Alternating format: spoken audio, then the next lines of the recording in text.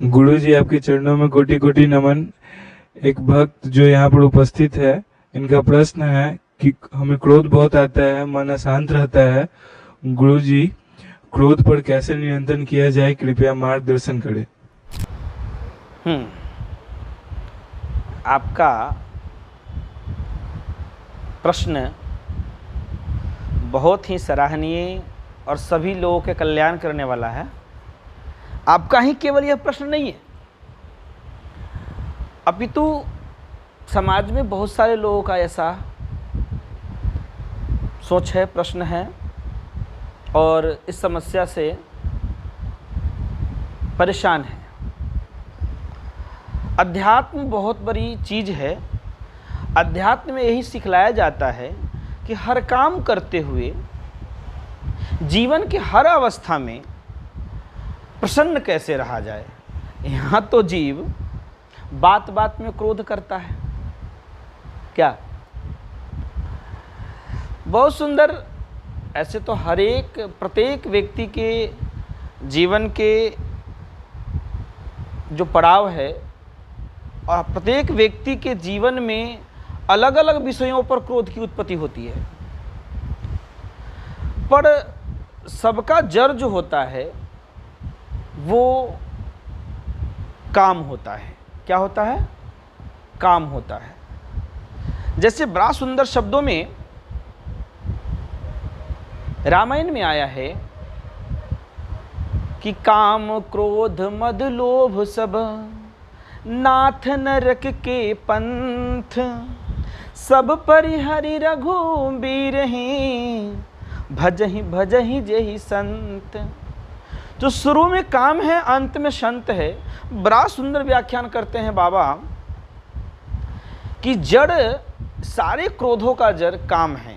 काम का तात्पर्य वासना से ही नहीं है, काम का तात्पर्य इच्छा से है।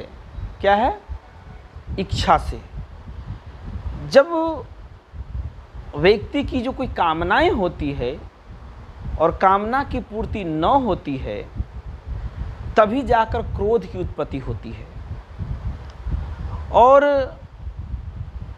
तो काम, क्रोध और मद, फिर व्यक्ति के अंदर जो अहंकार होता है और उस अहंकार पर जब चोट लगता है, यानी ईगो पर जब चोट लगता है, तब उससे क्रोध की उत्पत्ति होती है। ये मुख्य बात है। जैसे मान लिया जाए यहाँ मेरी इस तरह की सम्मान थी और तुम आकर ऐसे मुझे कैसे बोल दिया, तो वहाँ अब उसके प्रति ईर्ष्या भी हो रही है, क्रोध भी हो रही है। तो काम क्रोध मद लोभ सब, लोभादि सब लेकर ये क्रोध का मुख्य कारण जड़ ये है।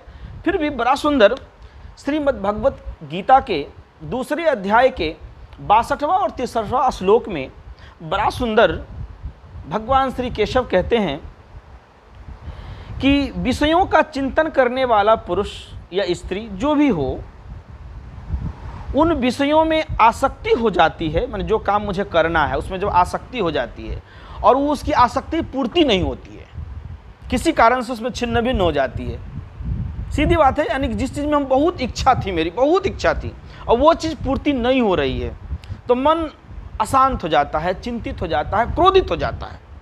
और उसमें भी अगर कुछ ऐसा पता चल जाए कि इसके कारण से ये हुआ है, तो उस व्यक्ति पर और क्रोध आता है। ये मुख्य कारण है। तो ये कहते हैं बड़ा सुंदर कि विषयों का चिंतन करने वाले पुरुष की उन विषयों में आसक्ति हो जाती है और आसक्ति से उन विषयों की कामना, कहते हैं कामना उत्पन्न होती है। और कामना में विघ्न पड़ने से, जो बात आपको पहले समझाई गई है, वही बात यहाँ 62वां श्लोक में, दूसरे अध्याय के 62वां श्लोक में भगवान श्री कृष्ण कहते हैं कि कामना में विघ्न पड़ने से क्रोध की उत्पत्ति होती है। अब क्रोध का भयंकर रूप और है एक, जो अगले श्लोक में कहते हैं 63वें श्लोक में, बहुत सुंदर, कि क्रोधात भवति सम्मोह सम्मोहात स्मृति भ्रमः, कि जब क्रोध की उत्पत्ति होती है तो बहुत बड़ी हानि हो जाती है, आपकी बहुत बड़ी हानि हो जाती है। और इस विषयों को जानना मनुष्य को अति अनिवार्य है कि क्रोध से व्यक्ति अपना ही हानि करता है। क्या करता है? क्रोध, हाँ, अपना ही हानि करता है। अत्यंत जब क्रोध होता है हम में तो मूढ़ भाव की उत्पत्ति होती है। क्या होती है? मूढ़ भाव यानी मूर्खता की उत्पत्ति होती है। कहते हैं अत्यंत मूढ़ भाव उत्पन्न हो जाता है। मूढ़ भाव से स्मृति में भ्रम हो जाती है, यानी हमारी जो स्मरण शक्ति है, जो हमारी याददाश्त शक्ति है, यानी हमारी जो बुद्धि की कंट्रोलिंग पावर है कि मुझे क्या करना चाहिए, क्या नहीं करना चाहिए, क्या बोलना चाहिए और क्या नहीं बोलना चाहिए, ठीक है ना। बुद्धि यानी समझिए सीधी सी शब्दों में हैंग कर जाती है ना। तो कहते हैं स्मृति में भ्रम आ जाता है। और बुद्धि अर्थात ज्ञान शक्ति का नाश हो जाना। बुद्धि में भ्रम आ जाना, स्मृति में भ्रम आ जाना, यानी ज्ञान शक्ति का नाश हो जाना। और ज्ञान ही है तो आप हैं। मनुष्य ज्ञान का प्रतीक है। मनुष्य में अगर ज्ञान नहीं तो पशुवत हो जाएगा। सीधी सी शब्दों में कहा है शास्त्रों ने कि मनुष्य ज्ञान के अभाव में समझिए कि पशु के समान है। तो उसी तरह से जब हम में ज्ञान नहीं रहेगा तो फिर हम क्या हो जाएंगे? पशुवत हो जाएंगे, ठीक है, पशुवत हो जाएंगे। तो और बुद्धि का नाश हो जाने से पुरुष हो या स्त्री हो, कोई भी जीवात्मा हो, अपनी स्थिति से गिर जाता है। उसका जो लेवल है, उसका जो पहले लेवल था, अच्छा लेवल था, वो गिर जाता है।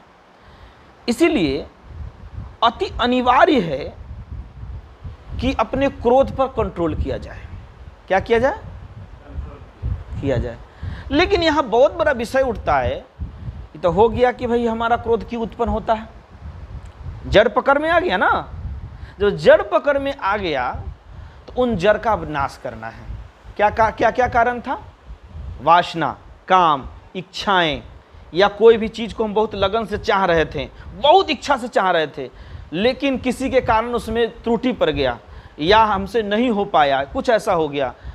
तो सबसे पहले ये जानना है, यही गीता सिखलाती है, यही रामायण और सदग्रंथ सिखलाती है, वेदांत सिखलाती है, उपनिषद सिखलाती है कि हर अवस्था में व्यक्ति को स्थिर रहना जरूरी है। जैसे कि आपने सुना होगा कि कोई बच्चा अगर स्कूल में मेहनत किया, संजोगवश फेल हो गया, तो उसके जो अच्छे गार्जियन होते हैं, समझदार होते हैं, वो क्या कहता है कि घबराना नहीं है, इतना ही जीवन नहीं है बेटा, इतना ही जीवन नहीं है, इससे तुम आत्महत्या न कर लेना, डूब न जाना, मर न जाना, ये कोई बड़ी बात नहीं है। मान ली इस क्षेत्र में तुम कमज़ोर रहे हो, तुम्हारा जीवन बहुत बड़ा है और तुम और ट्राई कर सकते हो उसमें भी, या नई चीज़ों में भी। जिस चीज़ में तुमको ज़्यादा मन लगता हो उसमें तुम ज़्यादा फर्स्ट आ जाओगे, ज़्यादा पारंगत हो जाओगे। यानी मरना सॉल्यूशन नहीं है, क्रोध सॉल्यूशन नहीं है, आत्महत्या सॉल्यूशन नहीं है। सॉल्यूशन है जिस समय आपके पास क्रोध की उत्पत्ति हुई या हानि हुई या जो भी कुछ डिस्टर्ब आप हुए, तो अब ज़रूरत है, यही सिखलाती है कि उस समय शांत हो जाइए। क्या हो जाइए? शांत हो जाइए, मौन हो जाइए, थोड़ा अपने आप की ओर देखिए। और अगर सबसे बड़ी बात है गुरु की कृपा हो जाए, संतों की कृपा हो जाए और आपको ध्यान अगर आता हो, मेडिटेशन आता हो और वो अगर आप करने लगे, करते हो, तब तो आसानी से क्रोध पर नियंत्रण पा लीजिएगा। और इसमें भी आपको बता दें कि गीता यही सिखलाती है, रामायण यही सिखलाती है कि आप कर्म करें, मेहनत करें, दिल जान से करें, पर सबसे ज़्यादा ज़रूरी है अपने आप को बचाना। अगर आप बचे हुए हैं तो आपके पास अनेक कई बार अवसर प्राप्त हैं और कर सकते हैं, पर आप ही अपने आप को नाश कर लीजिएगा तो फिर आगे आप कुछ नहीं कर पाइएगा, ठीक है ना। तो अध्यात्म, गीता, वेदांत, उपनिषद, गुरु यही सिखलाते हैं कि आप स्वस्थ रहें। क्या रहें? मत ज़्यादा चिंता मत करें, चलिए नहीं हुआ, फिर नई तरीक़ा से फिर मेहनत करिए। आइए, आप अपने क्रोध को सबसे पहले ठीक करने के लिए हमने पहले बताया था, ध्यान जरूरी है, गुरु से ध्यान सीखना जरूरी है, उस पर हम बात करेंगे। लेकिन आ जाइए थोड़ा सा आपके चिंता क्रोध पर बात करते हैं कि बड़ा सुंदर संत ने कहा है कि चिंता से चतुराई घटे। जब चिंता करेंगे, क्रोध से चिंता की उत्पत्ति हुई, क्रोध और चिंता दोनों समन्वय मिला हुआ है, और इससे आपकी चतुराई नष्ट हो जाती है। जो विवेक क्षमता जो काम करने वाली है, जो विवेक चिंतन करके आप वैज्ञानिक बन सकते हैं, यानी किसी भी चीज़ पर शोध करके आप नवीन क्रिएट कर सकते हैं, नवीन जीवन जी सकते हैं, नवीन तरीका से उस कार्य को कर सकते हैं, वो चिंतन कहलाता है। तो चिंतन आपके अंदर नहीं चल रहा है, चिंतन ज्ञान का प्रतीक है, तो ज्ञान नहीं चल रहा है, अब चिंता चल रहा है। क्या चल रहा है? अब ब्लॉक हो गया, बंद हो गया आप। तो चिंता से चतुराई घटे, ठीक। और कहते हैं चिंता से चतुराई घटे, दुख से घटे शरीर। जब यानी सीधा कॉम्बिनेंस जुड़ा हुआ है कि जब चिंता और क्रोध होगा तो आपके शरीर में दुख की उत्पत्ति होगी, पीड़ा की उत्पत्ति होगी, बीमारी की उत्पत्ति होगी। और जब दुख होगा तो दुख से घटे शरीर, दुख से आपका शरीर भी कमज़ोर हो गया। अब देख लीजिए, अब कमज़ोर पड़ गए। चिंता से चतुराई घटे, दुख से घटे शरीर। अब इन दुख और चिंता दोनों के मध्य में अब होंगे, अब क्या करे क्या ना करे, तो वहीं से आप अगर शॉर्टकट बुद्धि निकालते हैं या माने इस अपने आप को शिथिल कर लेते हैं, कमज़ोर पा लेते हैं, वहीं से आपका माने क्या कहते हैं, अपने आप को पाप की ओर लोग झोंक देता है। कमज़ोर पाने के कारण ही अपने आप को पाप की ओर झोंक देता है। यानी समझिए वो गिर जाता है, नथिंग हो जाता है। और जब उस अवस्था में जब वो नथिंग हो जाता है तो कहते हैं पाप से धन लक्ष्मी घटे। जो धन लक्ष्मी प्राप्त होने वाला था आपको, जो यश कीर्ति प्राप्त होने वाला था, वो आपका खत्म हो जाएगा। अब कह गए संत कबीर, कबीर जी ने इस सूत्र को इस सिद्धांत से कहा, बड़ा सुंदर लगा।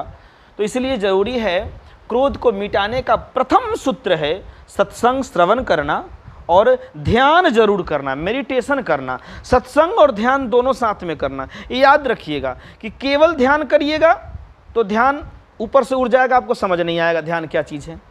ध्यान का सहयोगी है गुरु का सत्संग। जब सत्संग करते हैं तो ध्यान आपको समझ में आने लगेगा। और दोनों अगर गुरु की कृपा हो जाए और ध्यान वो अपने सानिध्य में कराने लगे, कुछ अभ्यास करा दे, 10 दिन 5 दिन 1 महीना, तो आप बड़ी सौभाग्यशाली हैं, अच्छे हैं। इसलिए यानी किसी भी चीज़ को इतना मत लीजिए, अब जो हुआ सो हुआ गया। अब देखिए क्या क्या चीज़ आपको छोड़ देने से, ये सोचिए आप कि क्या क्या मन से त्याग दीजिएगा तो क्रोध खत्म हो जाएगा। तो त्यागना सीखिए। गीता का एक बहुत बड़ा सूत्र है कि त्याग से परम शांति। क्या सूत्र है? त्याग से परम शांति।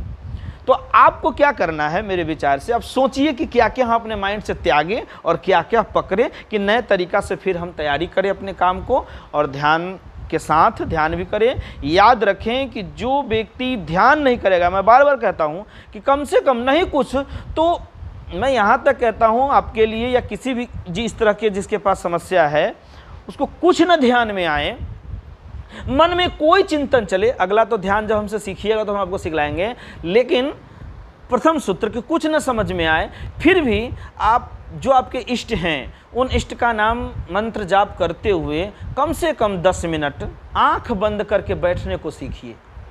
कुछ न समझ में आए तो आंख बंद करके बैठने का पहले सीखिए कि 10 मिनट क्या आप आंख बंद करके बैठने में सफल हो रहे हैं? और ये होना शुरू हो रहा है तो फिर आगे धीरे धीरे और अच्छा होने लगेगा और क्रोध धीरे धीरे खत्म हो जाएगा। इसलिए मेरा आदेश है कि आप भगवान का नाम जप करें या गुरु ने जो मंत्र जाप दिया है उसका जप करें और 10 मिनट आंख बंद करके बैठ करके उनका ध्यान करें, चिंतन करें, मनन करें। अगर मन में कोई बातें आने लगे, आने दीजिए उसको, जो जा रहा है तो उसको जाने दीजिए, लेकिन आंख बंद करिए और सुमिरन करिए, आगे मार्ग अपने प्रशस्त होने लगेगा। ठीक है? जय श्री राम।